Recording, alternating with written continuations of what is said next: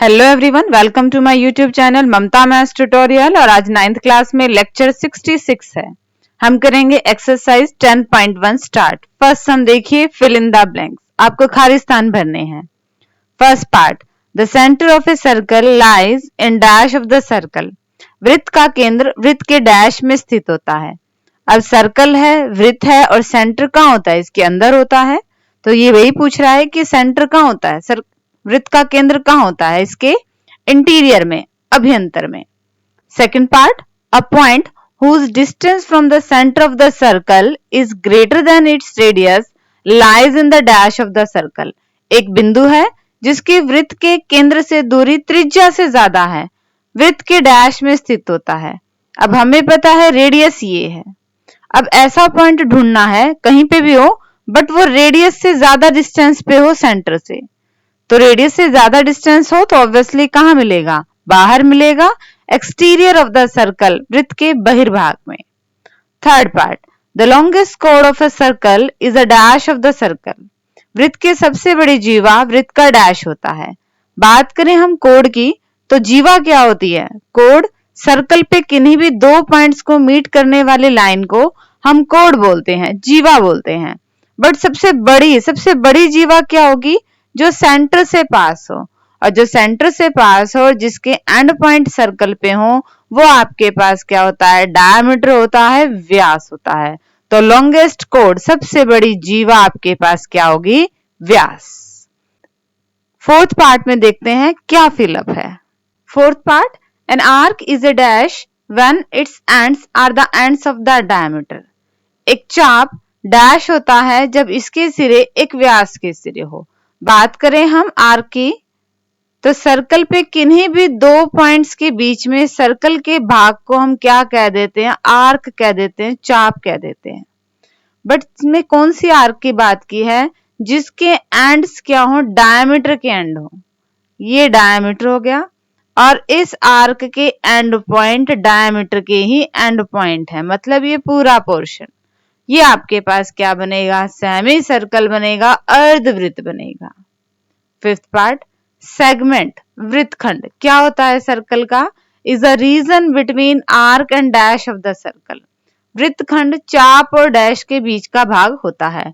हम बेसिक में बहुत अच्छे से पढ़ चुके हैं कि जो वृत्तखंड होता है वो आपके पास आर्क, चाप और कोड, जीवा के बीच का भाग होता है। Six part, a circle divides the plane on which it lies in dash part। एक वृत्त जिस तल पर स्थित है उसे डैश भागों में विभाजित करता है। अगेन इस पार्ट को भी हम बेसिक में कर चुके हैं। अगर कोई प्लेन है, प्लेन पेपर है, उस पे हमने सर्कल ड्रॉ कर रखा है, तो ये सर्कल वृत्त इस प्लेन को 3 पार्ट्स, 3 भागों में विभाजित करेगा। इंटीरियर, अभ्यंतर, एक्सटीरियर, बहिर्भाग, और थर्ड क्या हो जाएगा? वो सर्कल, वृत्त खुद। तो ये तो थे फिलअप। अब हम करते हैं ट्रू फॉल्स वाला क्वेश्चन। सेकंड क्वेश्चन देखिए, राइट ट्रू और false, give reason for your answer. आपने सत्य और असत्य बताने हैं और अपने उत्तर का कारण भी देना है। फर्स्ट पार्ट देखिए, line segment joining the centre to any point of the circle is the radius of the circle. केंद्र को वृत्त पर किसी बिंदु से मिलाने वाला रेखाखंड वृत्त की त्रिज्या होती है। ये सर्कल है, इसमें सेंटर है और वृत्त पे कोई भी बिंदु है, एनी पॉइंट है, तो ये रेडियस होगी। ये बात तो बिल्कुल सही है, ये त्रिज्या ही कहलाएगी। ट्रू है, ये सत्य है स्टेटमेंट। जब हम कोई बात ट्रू कहते हैं तो हमें अपने आंसर का रीजन देने की जरूरत नहीं होती है।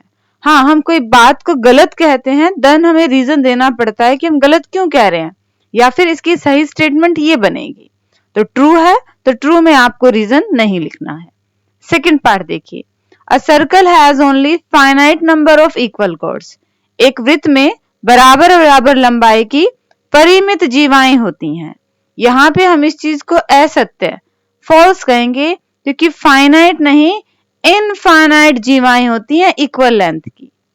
सर्कल है और कोड क्या होती है? सर्कल पे किन्हीं दो पॉइंट्स को मीट करने वाली लाइन को हम क्या कह देते हैं? कोड कहते हैं। अब बराबर बराबर दूरी की आपके पास ढेर सारी जीवाएं मिल जाएंगी, ढेर सारी। तो परिमित की जगह फाइनाइट की जगह क्या आएगा आपके पास? इनफाइनाइट। थर्ड पार्ट में देखते हैं क्या स्टेटमेंट है। Third part, if a circle is divided into 3 equal arcs each is the major arc. यदि किसी वृत्त को 3 बराबर चापों में बांट दिया जाए तो प्रत्येक भाग दीर्घ चाप होता है। अब एक सर्कल है, वृत्त है और इसे क्या करना है? इक्वल इक्वल पार्ट्स में बांटना है। तो हमने इक्वल इक्वल इसे 3 पार्ट्स में बांट दिया। अब ये क्या कह रहा है? हर एक आर्क मेजर आर्क होगी, दीर्घ चाप होगी। तो बच्चे दीर्घ और लघु की बात तो तब होगी जब एक हिस्सा बड़ा और एक हिस्सा छोटा होगा।